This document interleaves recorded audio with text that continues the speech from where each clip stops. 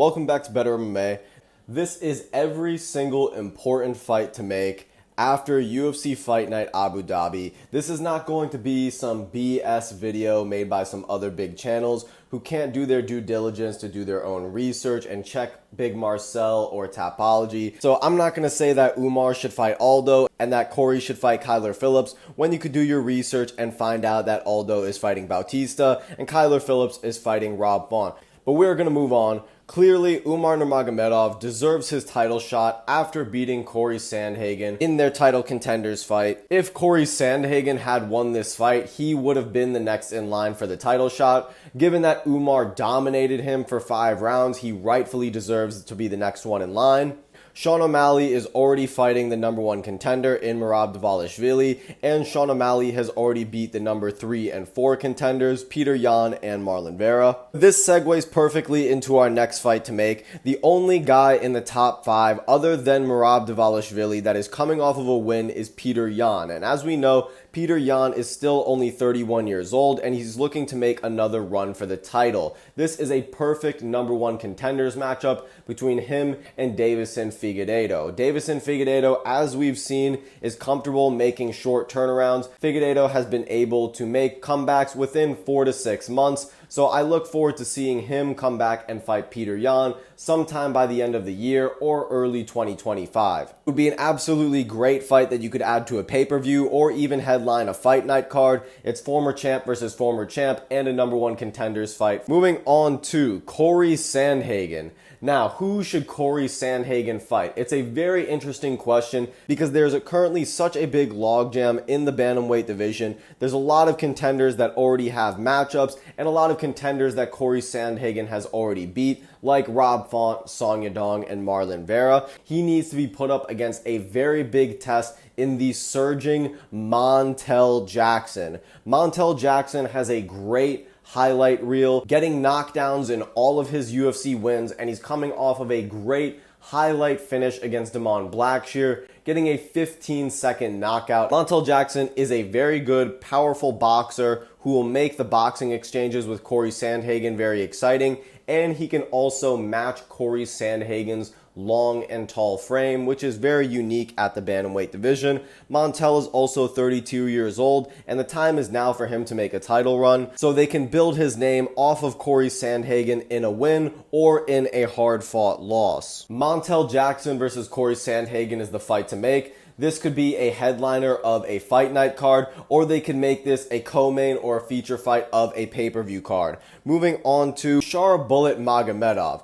Now, with Shara Bullet, they are most likely going to slow roll him, but if they feel comfortable with skyrocketing him up the ranks, they could do that as well, and I think they can make an absolute banger of a fight if they match him up with Paulo the Eraser Costa. Now, as we know, Paulo Costa has had a very, very tough few years coming off of a lot of losses, and he needs to justify his placing in the rankings. Shara Bullet Magomedov, I think, has a very, very good stylistic matchup to tee off on Paulo Costa, and Paulo Costa in his own right has a great style up against Shara Bullet. Shara Bullet is a great kicker and has some great elbows and knees in the clinch, but he does not have the best boxing, and Paulo Costa has some very heavy hands and loves to throw at volume. Shara Bullet is a very volume-heavy striker, and I think they would put on an absolute banger of a fight. Now, if they're looking to build up Shara's name a little bit more before he gets a big test like a ranked contender,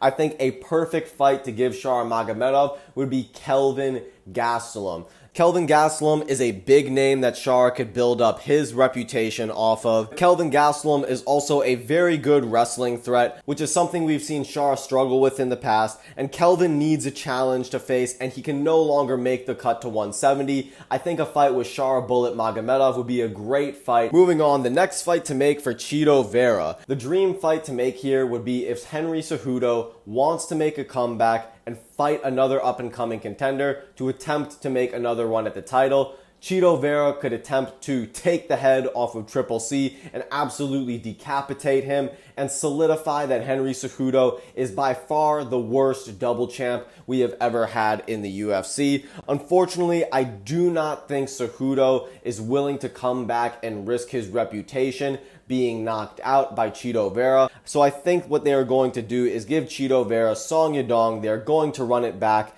Many people, such as myself, believe that Cheeto Vera was robbed when he lost to Song Yadong the first time that they fought. So I think they will give Cheeto Vera Song Yadong to really prove if Cheeto Vera is still at the high level of the bantamweight division or if he is resigned to gatekeeperdom. Moving on, the next fights to make for Yoel Alvarez.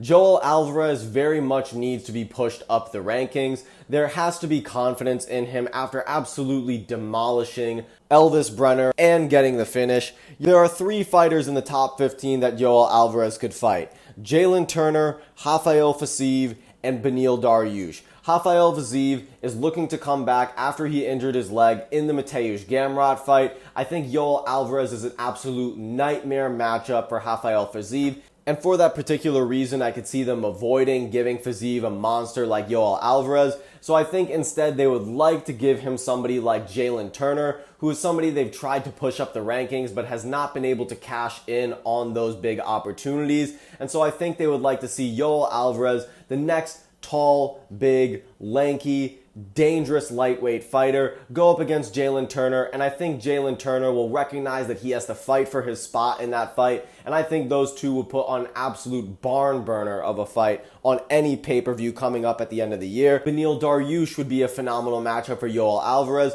Dariush is aging, and though he has a very good overall game, Yoel Alvarez is a young, dangerous fighter that will make him fight for his spot. I think that would be an absolute great matchup, and if all else goes wrong, they could match up Yoel Alvarez with Ludwig Klein. I know that they've attempted to make that fight in the past. That would be a great matchup for the both of them.